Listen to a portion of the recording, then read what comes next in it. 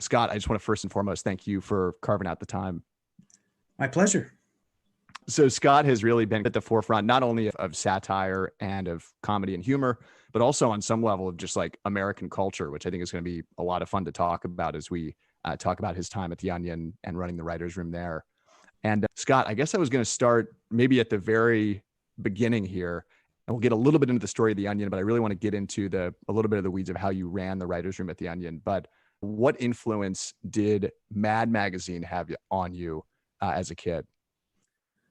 It had a huge influence. It was really life-changing for me because before I discovered Mad Magazine, I didn't really know that humor was a thing that existed that you could make and distribute to people. Like it just never occurred to me. I was very young. I was probably third grade when I discovered it.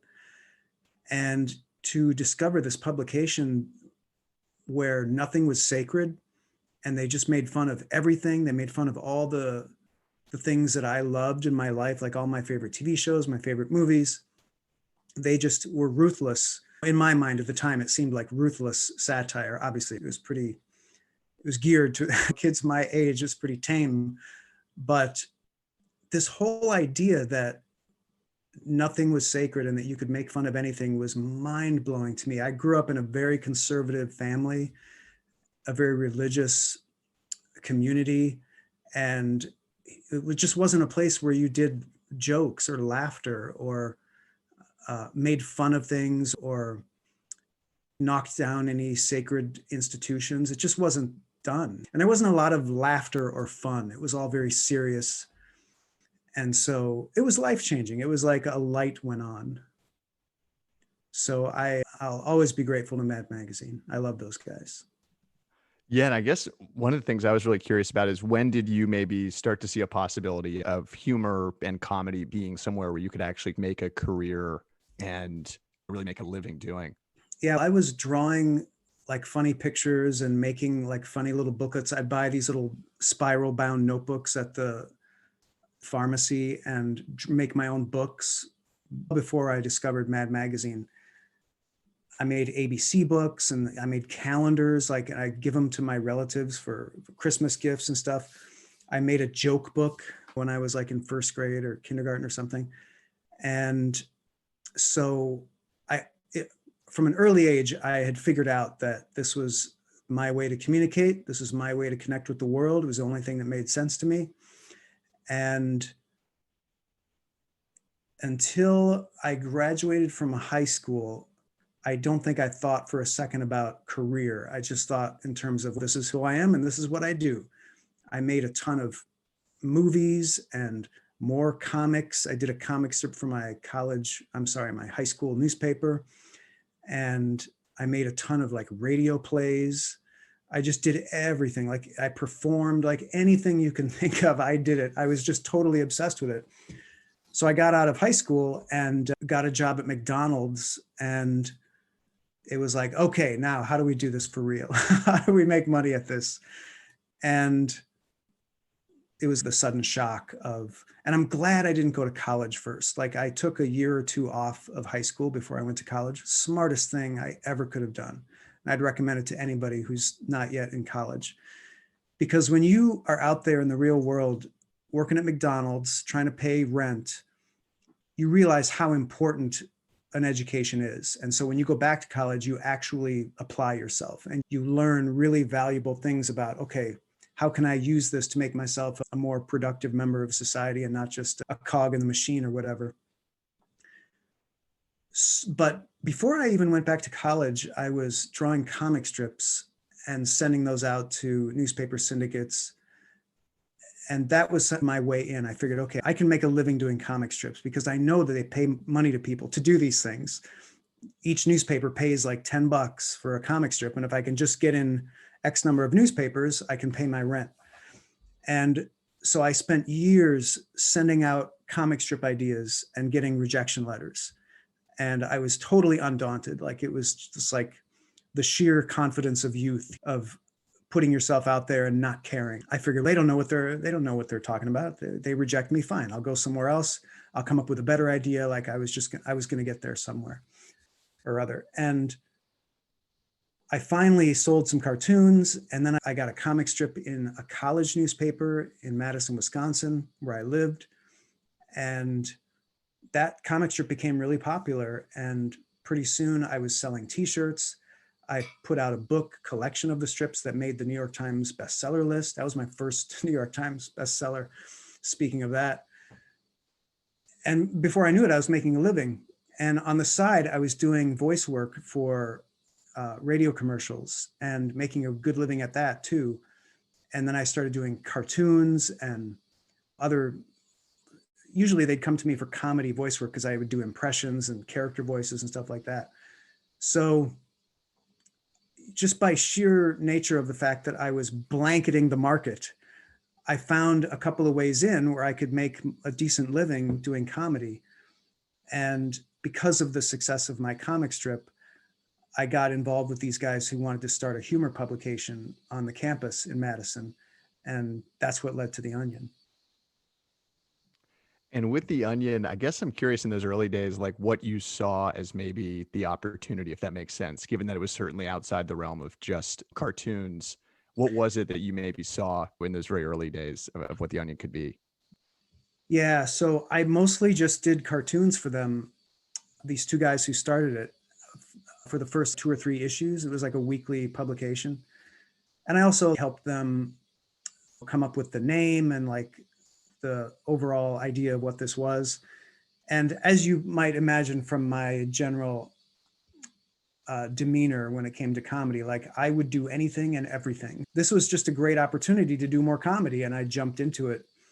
And by issue 3, I was de facto editor because I would just come by their dorm essentially every day, and they were doing so much work, like selling all the ads and laying out the paper and everything. They were happy to have the help. So it was like a job I could just step right into and take charge. And they're both brilliant guys. They were just like college students. Tim Keck and Chris Johnson were their names.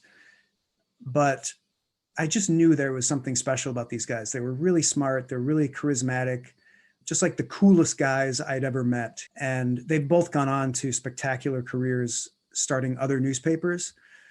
But essentially, they left The Onion after the first year and sold it to me and 2 other people, because me and those other 2 people were essentially doing all the work and running it anyway. I was the creative guy, and the other 2 guys were, one was business sales, the other one was production. Like he did the layout and everything, the design. So that's how that all came together. Yeah, and something, and I guess I'll maybe fast forward a little bit, but something I've heard you talk a lot about is like who you recruited in those early days and kind of the types of writers that you sought out and retained. But I'm curious to hear from you the early days of building an actual writer's room, starting to figure out The Onion's voice, and kind of how that all more or less came together. Yeah, a lot of it became a necessity because of the format. So we could only afford to print on the cheapest kind of paper available, which was newsprint. And this was a big disappointment to me because I wanted it to be a magazine, like a slick, full color humor magazine, like the National Lampoon or Mad or whatever. But that was way too expensive and nobody had any money. So we had to print it on newsprint, which was really embarrassing.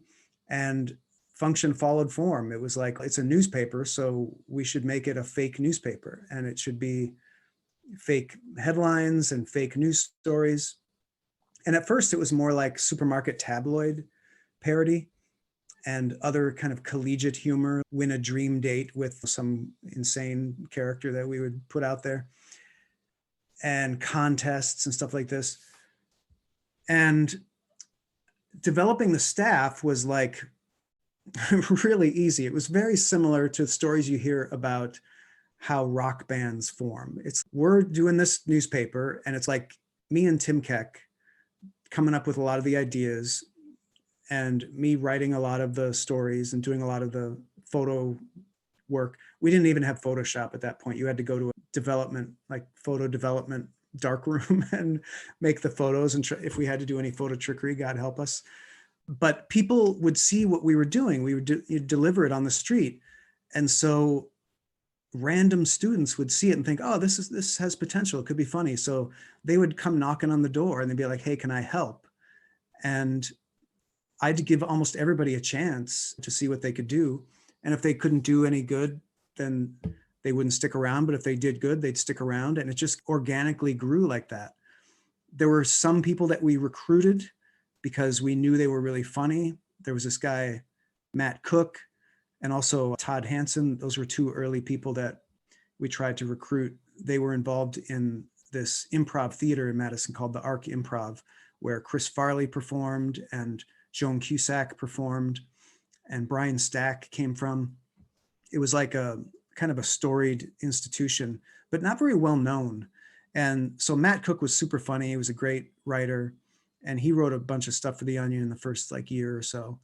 But Todd Hansen worked in a grocery store, but everybody in town knew him as like the funniest person in town.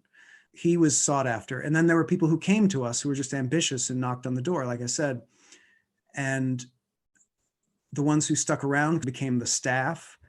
And it was all from a sort of umbrella view. It was like, okay, come up with funny ideas for newspaper headlines. And then usually the editing of those stories would fall to one or two people. It was me in a lot of those early years. Then it was my right-hand man, Richard Dahm. And it would always be like us up until 3:00 in the morning, every night of the week, like trying to perfect stories and coming up with better jokes. We were all just obsessed with making it as funny as we could possibly make it. That was our goal.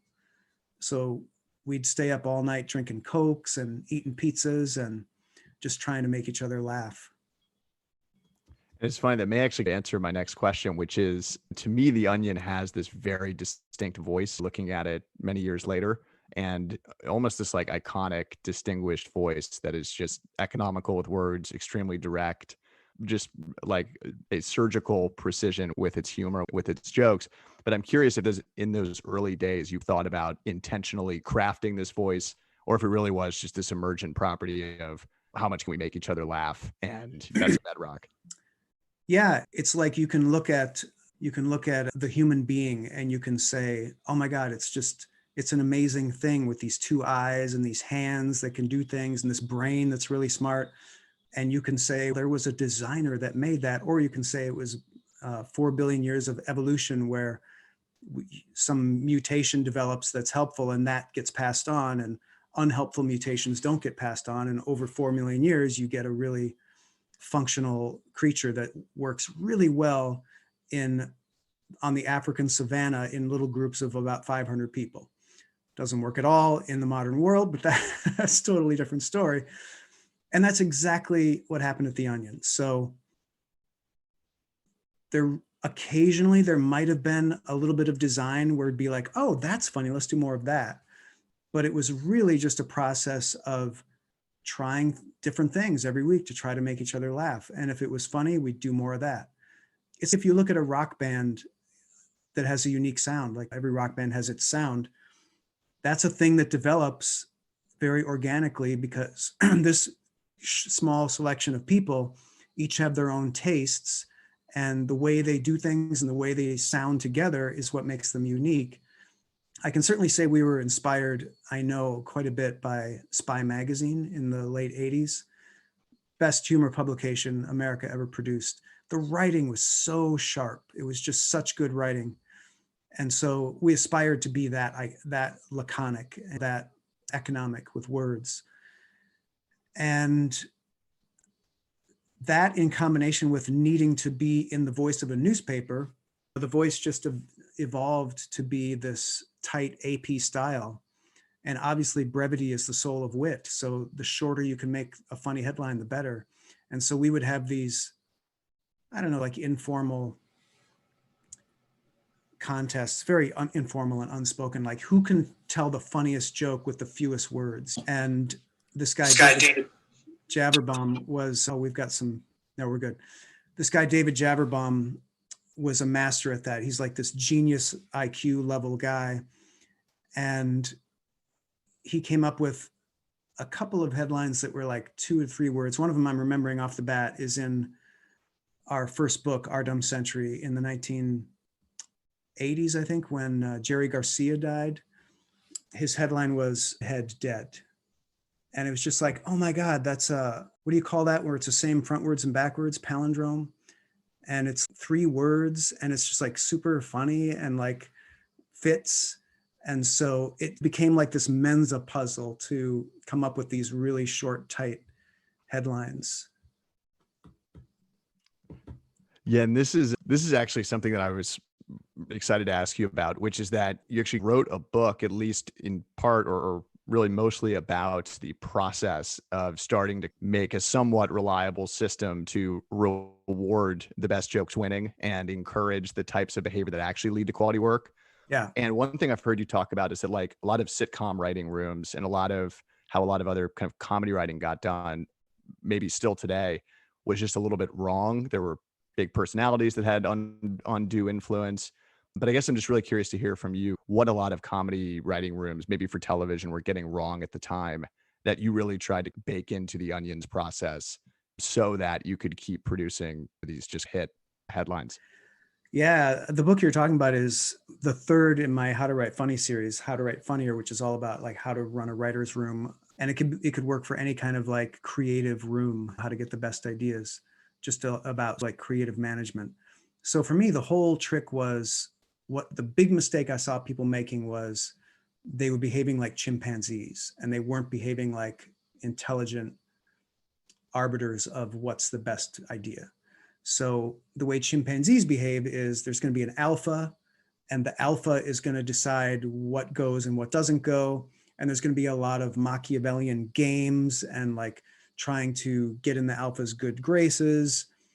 And so one person is a suck up and another person is like a backstabber, and it's just going to be a nightmare. And that's totally how a lot of writing rooms were done. And the material that came out of those rooms was not great. And I would definitely approach this very purposefully to come up with a writer's room where the joke that was the funniest is what ruled the day, not the personalities behind who wrote it. So the way we always did things at The Onion was ideas were submitted without names on them, and they would be read in a meeting by the person with the most boring monotone voice. And you'd listen to them all and you would judge purely on the strength of the joke. Does that work? In most writers' rooms or creative rooms of any kind, people are pitching their own jokes. Big mistake, biggest mistake you could ever make. That's what creates that chimpanzee behavior, because you like that person. You're going to like their joke regardless of whether it's funny. That's how humor works. It's all about personalities. So if we're delivering humor to an audience and we're putting it out on a newspaper and delivering it on the street, the writer who wrote that joke isn't going to be standing on the street corner next to every issue explaining to the people why it's funny. And speaking of Todd Hanson again, he would often pitch an idea and explain why it would be funny. And I'd be like, Todd, it's not funny. And I would say, Todd, it's funny how you explain it. So why don't you just go out on the street corner and explain to everyone who picks up the newspaper why it's so funny?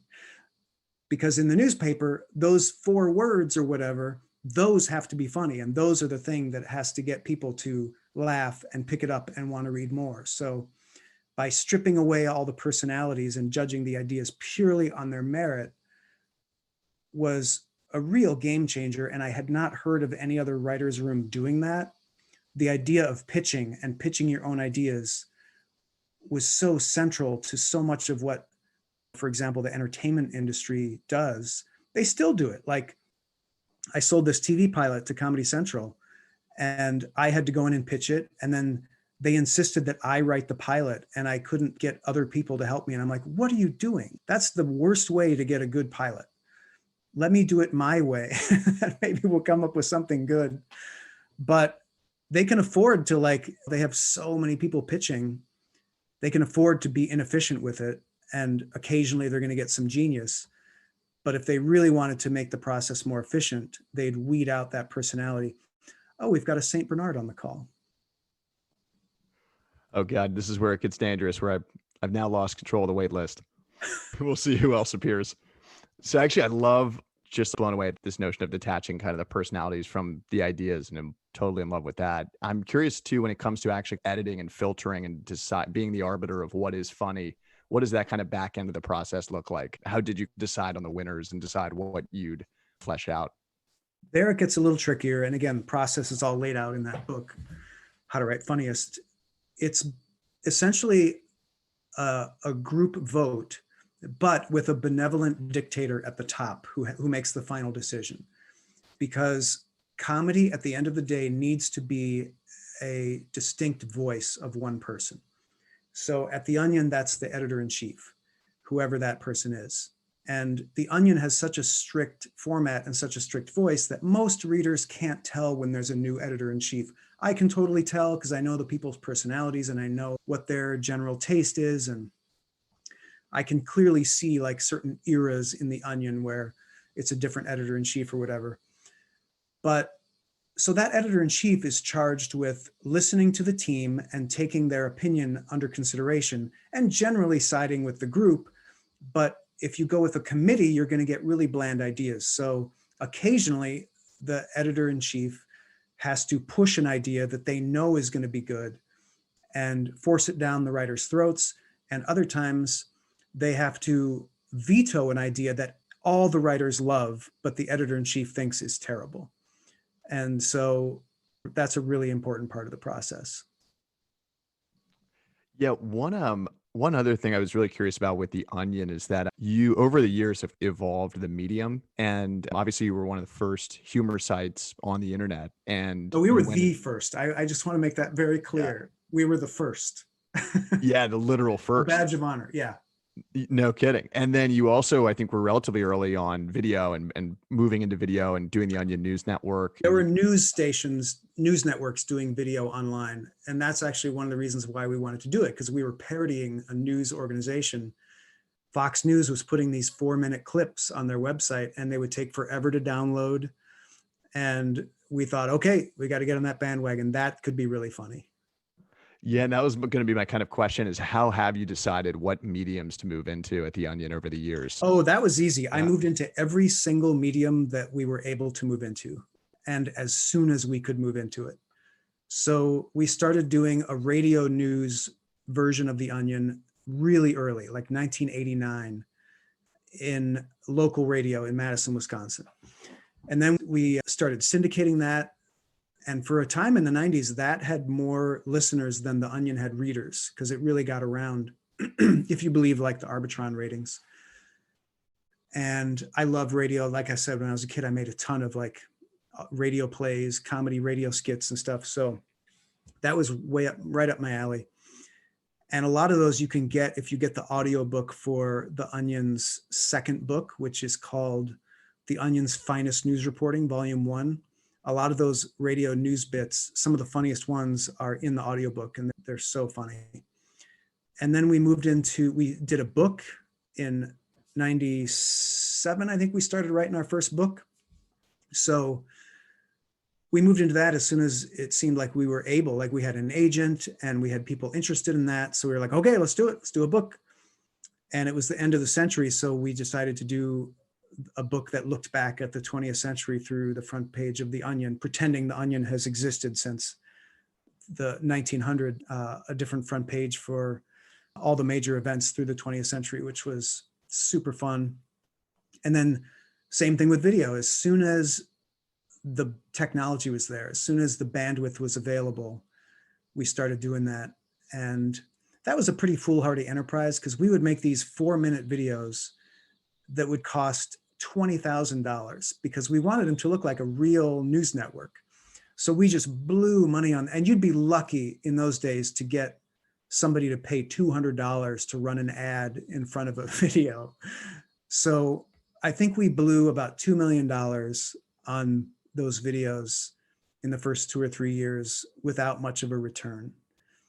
And back in those days, The Onion was run in a very different way. It was the editorial, which was run by me, could do whatever we wanted. We didn't have to answer to anybody, didn't have to answer to lawyers, didn't have to answer to the business people.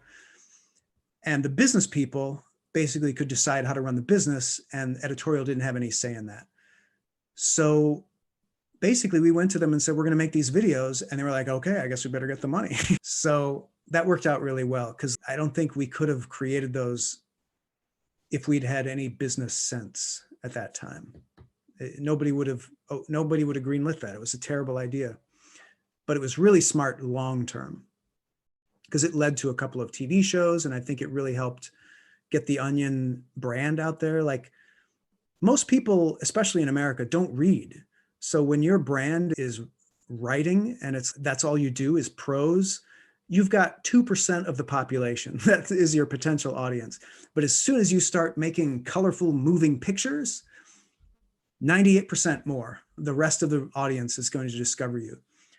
So that was a big way for us to grow. And even, I'll say this, even readers, we knew that even readers were only reading the headlines. We knew from looking at the analytics of the website that only about 20% of the Onion's readers were actually reading the stories. Sobering statistic. People don't read. Yeah, no kidding. And maybe, God, one that's hard to confess, but I know that I recently dug up some old Clifford Baines videos and was dying. And oh, good. Just some kind soul on YouTube compiled every single Clifford Bain introduction into one video, which was... I saw that. Yeah. So that was a fun idea we had where he would never actually be on the show and never host the show. It was really fun to keep that going. And then, yeah, coming up with a different joke for why he couldn't be there that week or whatever.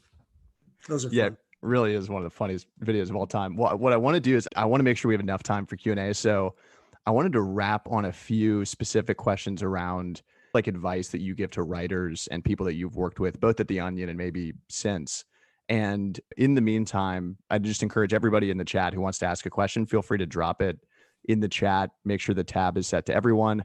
And then I can start calling people in the next couple minutes here. But one thing I've heard you say a lot is that the people who are producing some of the best comedy today aren't necessarily like the funniest folks in the population, but that there's a lot more that goes into getting creative kind of work out there. So I guess I was curious to hear you elaborate a little bit more on how you encourage your students, people that you consult and coach, to really like more or less succeed in seeing their creations through and produce good work. Because I think, I'll let you take it. Yeah, that's a really good topic to bring up, because there's a persistent myth in the entertainment business that it's the most talented people who become successful and get their work seen by everybody. And granted, there are a lot of people at the top of the heap who are incredibly talented and really skilled at doing comedy. But the thing I've realized, and I think I've known this for a long time, but this idea didn't crystallize in my head until very recently, that it's not the funniest or the most talented or the most creative people who succeed. It's the people who work the hardest, who put themselves out there, who produce work, publish work, put work in front of people. Now, there's a certain type of personality that can do that.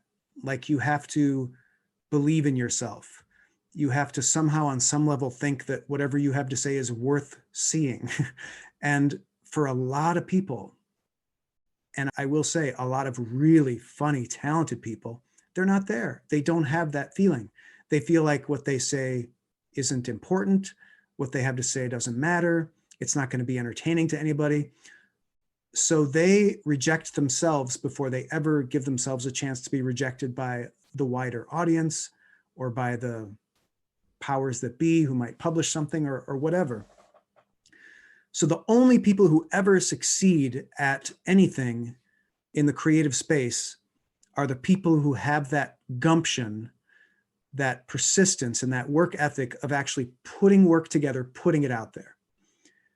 Among those people, like, a lot of them aren't very talented and they still do fine. They get work out there, they get jobs, they get hired on sitcoms, wherever they go. But there's a small percentage of them that are really good, and they learn as they go and they develop their skill. And obviously that's a hallmark of doing this, is that the more you do it, the more you learn about it and the better you get at it.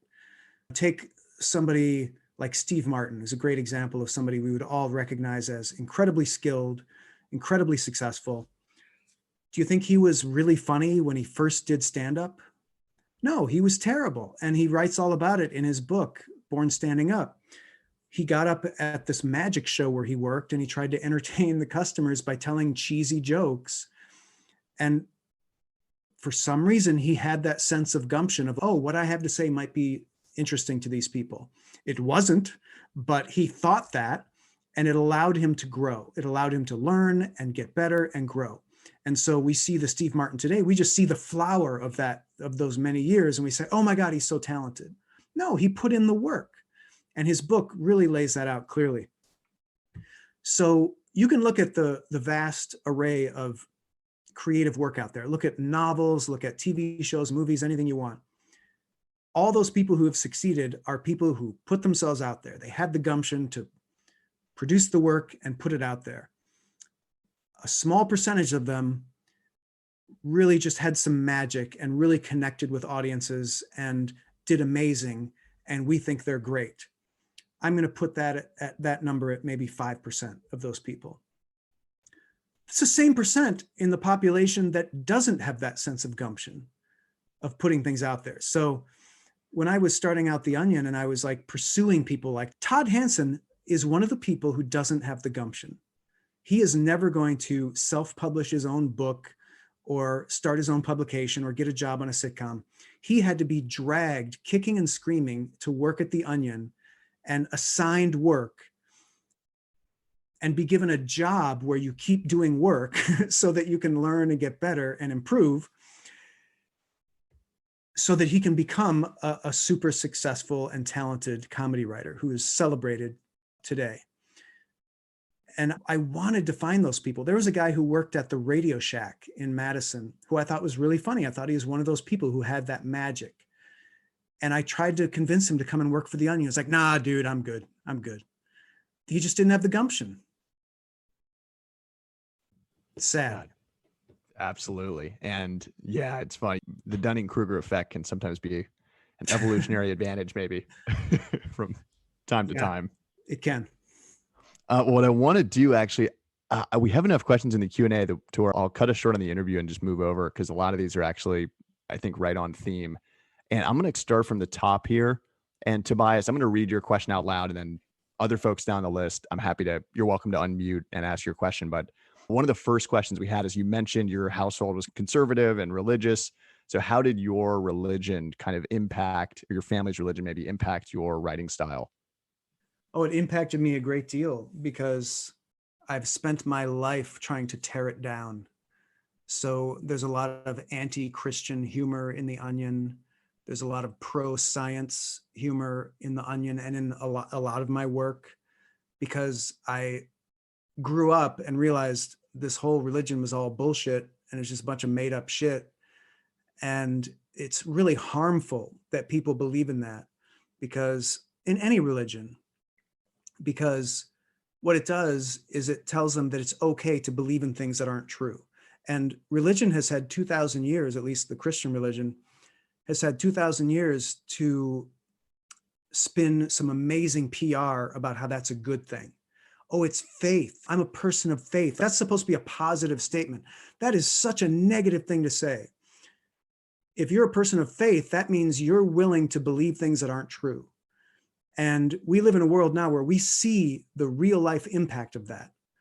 There's a good chunk of the population who believed all the lies that came out of this con man who got elected president. And they stormed the Capitol and tried to overthrow our democracy. That's because of religion.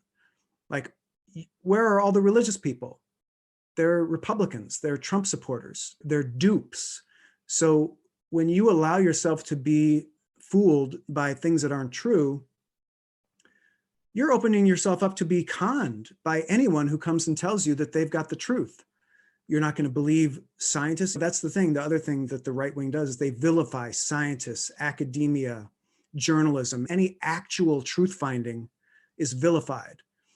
And I've been on a tear for my whole career trying to communicate that. I'm telling it on the nose right now. When I do it in my work, it's all subtextual. But now I'm just preaching because we're doing this interview. But I think that stuff is critically important. Like, we could totally slip into another dark ages. There's no guarantee that the scientific revolution continues and we continue to progress as a society. If the wrong people get in charge, we're so close to a theocracy in this country. If we elect Mike Pence or Ted Cruz, Like those people would end democracy in a heartbeat and create a theocracy where atheists are burned at the stake, and they're going to be burning books that have real knowledge in them. And we're going to be back to square one. There's this myth going around that's harmless and it's okay. It helps me. It makes me positive or whatever. Fuck you. Lose the religion. It's a bunch of fucking bullshit and it's harmful. That's my feeling on that. That was absolutely epic. And wow, that was like a dream come true. Ironically, in the chat, we have Preach, Scott, Wade, and then I almost said amen. So it really does pollute a lot of our language and thinking. Yeah, no, it's funny. I use that stuff too, because it's part of the culture and everything, but I want to twist it to apply to things that really matter. Like I say, God help you, or I use that stuff all the time. I think of it as just part of literature or part of language. No, totally. And I guess the next question that I wanted to pull was, I think Emerson's. Let me see if I can pull it here. The chat's lighting up now. Emerson asked, do you have any advice for people who are behind in their careers and struggle with inspiration and productivity? Maybe they are dealing with anxiety or depression. Curious if you have any advice there for finding kind of that motivation and inspiration to write. Yeah, so I've written about this in my book, and I wrote a blog article about how to get motivated. It's on the How to Write Funny website. But I'll just try to encapsulate it here. I totally relate to that. There have been periods of my life when I've been really depressed. And I've certainly known a lot of people, like a lot of the writers at The Onion were on antidepressant medication. And a lot of them were suicidal. Like it was a really serious problem. Giving those people a mission, giving them a deadline, giving them some work to do that is fun was really helpful to them. And that's what's helped me too, is like creating some sort of artificial construct where I have to produce work and get it out there has been incredibly helpful to me. It keeps me busy. To use another religious truism, the devil finds work for idle hands. I signed up to do a comic strip. I signed up to do a daily comic strip, which I did for 10 years. And that kept me busy. It kept me producing, kept me on the right path. Because when you're working, you're improving, you're getting better, you're building a body of work. All that is good. And then The Onion was a publication that came out every week, and we had to fill 8, 12, sometimes 16 tabloid-sized sheets of newsprint with funny content every single week. And that doesn't write itself. Like you got to sit down and you got to churn it out. And if you don't, you have paying advertisers who are going to sue you for not delivering what you said you would deliver. So I don't believe in writer's block. I give out a couple of really simple ways to eliminate writer's block forever in How to Write Funny. The first is the morning pages exercise. It's a miracle exercise. But the main one is just sign up for deadlines where you have to produce work, and you'll produce something. It may not be great, but that's fine. Like it can't all be great. Every article we ever printed in The Onion wasn't great. It's all about the volume, and it's about building the body of work. I always use the Steven Spielberg example. Look back at all his movies. Obviously, there's some great movies in there, but there's some stinkers too. Like he just kept making movies. He loved making movies. And that's the way to think. People are terrified of producing something that's not good, and they need to lose that. Yeah, sign up for deadlines. That's my main advice. Give yourself some accountability where you have to produce. And then you can cry all you want, but you got to produce. Amazing advice. And Susan, I actually want to invite you to unmute. And I think you had a question about if Scott does any kind of like group work, and I'll let you unmute and feel free to elaborate. Yeah. Oh, hi, Susan. Hey, Scott. How are you? Good. How are you? I love this. I love this interview. I love everything about you. it. Yeah, so I have, because I've gone through your comedy business school, which I rave about all the time. And thank you. Whenever I have a new writer, because I have a publication, a humor publication on Medium, whenever I have a new writer and I feel like they need some help, I always send them to your 3 books. Oh, thank you. And have them start there. So I'm wondering, as I'm listening to this podcast or this Zoom session, I'm wondering if you are open or if you ever do, because we do a writers group with the writers for my publication. We do that like once a month where we have a drop-in for all these comedy writers of all different experiences, they have all walks of life.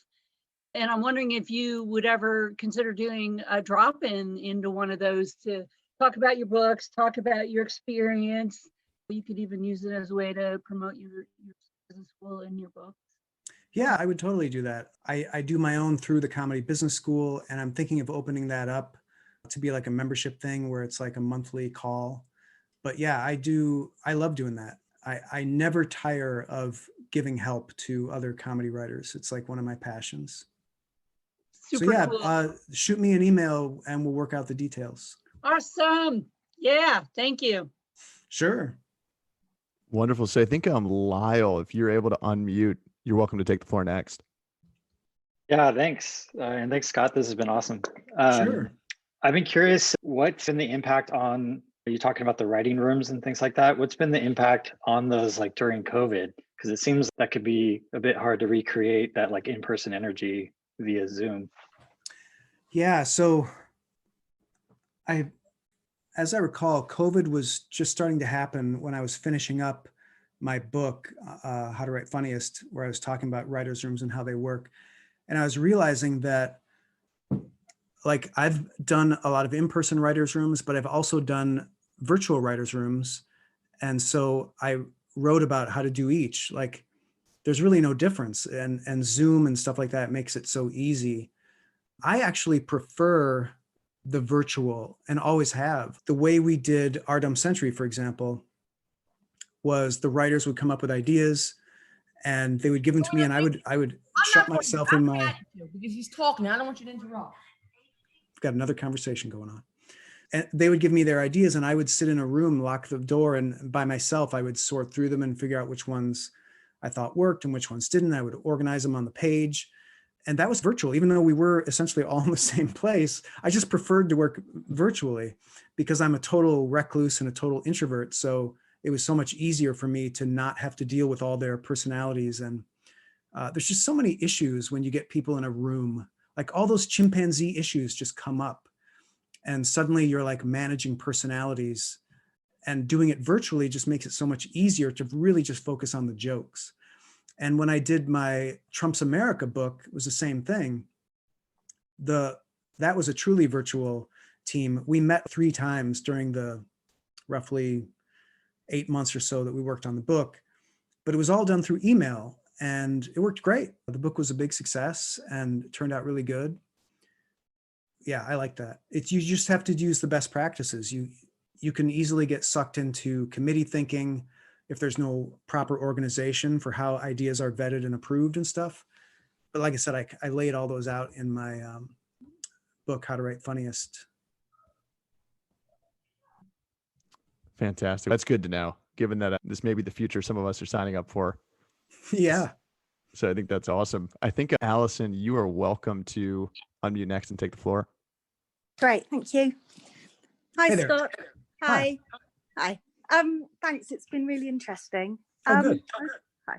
I was wondering if you're going to be doing a novel writing course soon. Yes, that's on my schedule for 2021. How to write a book. I'm going to start from the beginning, like just coming up with ideas, and finish with like how to market it and sell it. So it's going to be really inclusive. There are a lot of courses like that now.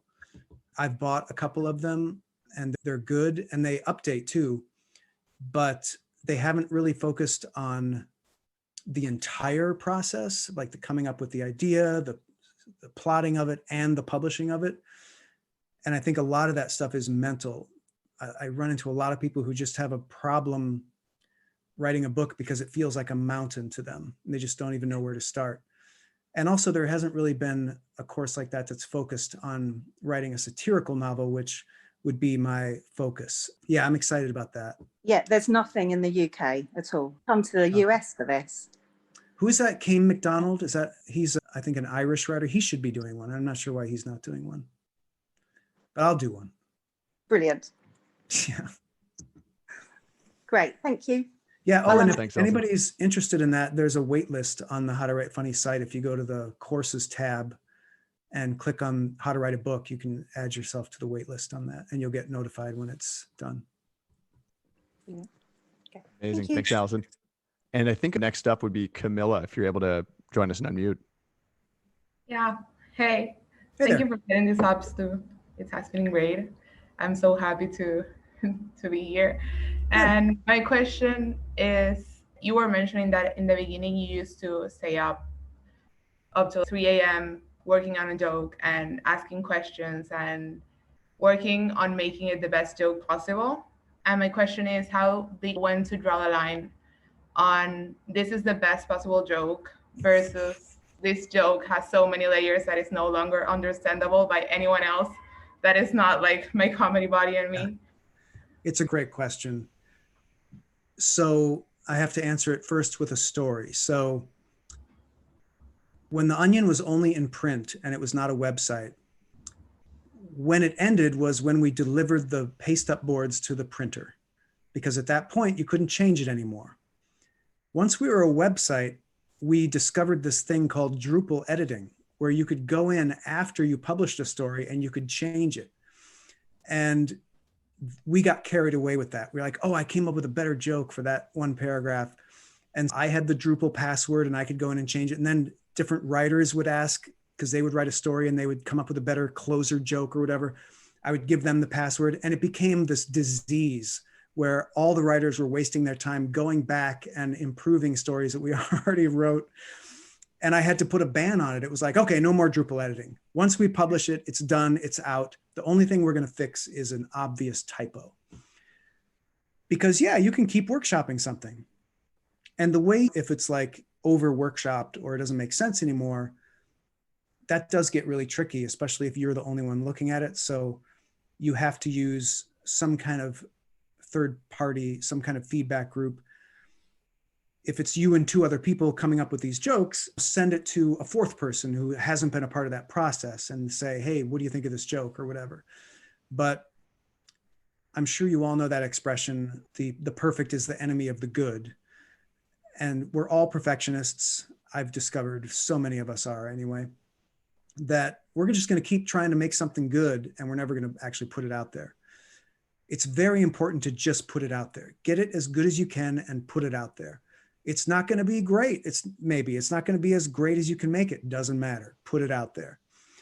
And when I say put it out there, give it to a feedback group so you can get some good feedback and then improve it. Get it as good as you can and then publish it, be done with it. That's how you learn. That's how you grow. Nobody's first novel is going to be great. Nobody's first screenplay is going to be great. Nobody's first stand-up act is going to be great. You have to start somewhere. And the only way you're ever going to get great is by putting out some bad stuff, learning, and coming back again and doing it some more. So I realize that's more of a broad answer to a specific question, but it's the best way I could think of to answer it. I hope that was helpful. That's okay. It was actually great advice. Good. Wonderful. And I want to, I'll actually read the next question from Juliet, which is, do you have any advice for how to build the gumption to first start out? And she mentions her dream growing up was to write for The Onion. She signed up for the Writing with The Onion course at Second City a while back, but never attended out of anxiety. Oh, And wow. yeah, still have anxiety around being told that as a woman, I can't be involved in comedy. So curious Oh, to that's hear. so tragic. Women are the funniest ones. Do you know that feeling when, have you ever been on some kind of excursion where you have the opportunity to jump into a lake from a fairly high vantage point, like a little cliff or maybe the high dive or whatever, and you're scared and you don't want to do it? There's a moment where you just make the decision and you just go.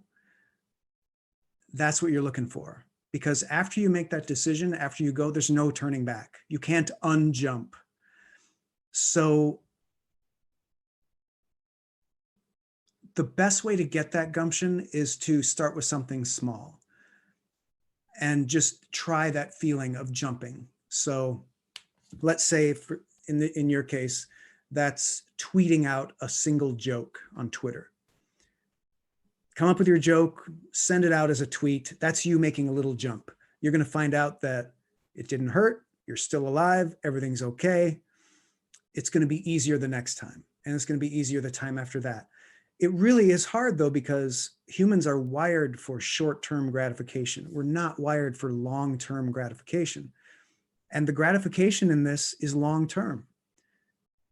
in a few years, you're going to be great at it, and you're going to be churning out great jokes, and people are going to love them. But you have to get through that slog, and you have to do a lot of that jumping, that really scary feeling of jumping into it before you get there.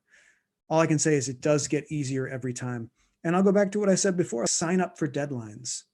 Like when I first started doing my comic strip, you don't think I was terrified to produce a comic strip that I didn't think was that great and give it to the newspaper and have them print it, and everybody's reading it and thinking, oh my God, that sucks. Yeah, I was terrified of that, but I had to do it. It was my responsibility. It was my job. So the writing course that you signed up for was voluntary. That was a mistake. You need to sign up for something that is not voluntary. You need to sign up for something that forces you to do it so that you don't have an option of not doing it. I love it. God, I'm realizing how many more deadlines I need in my life.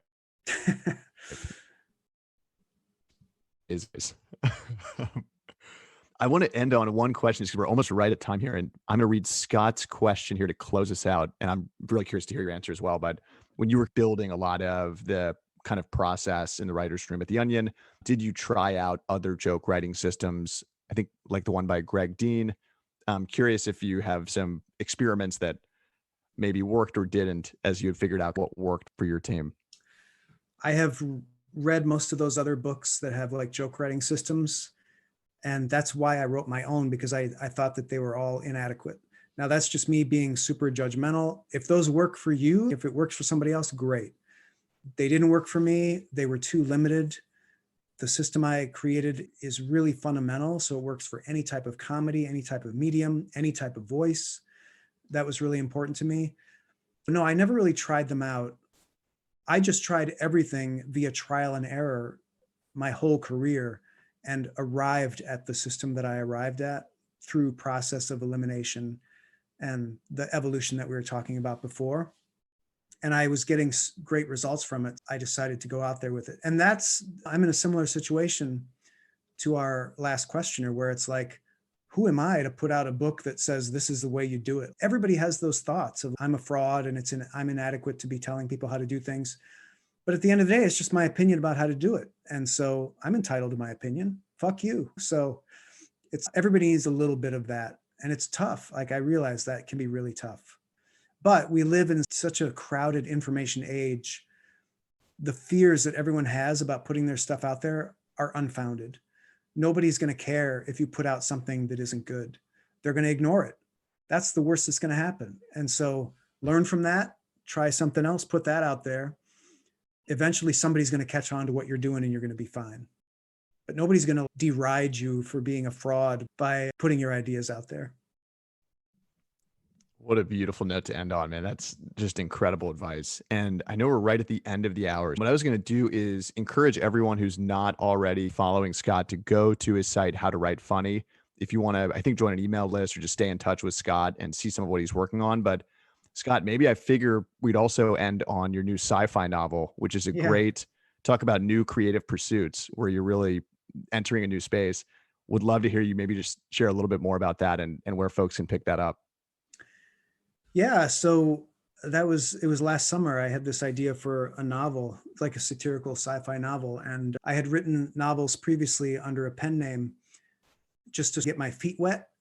And those were more strictly sci-fi, but this was more comedic. So I figured I'd put my own name on it. And it's called The Joke at the End of the World. And it's about a 12-year-old. It's told from the perspective of a 12-year-old boy who grows up in the 1950s. And he travels through time to the year 2020, thinking that it's going to be this spectacular future, and it's actually a complete nightmare.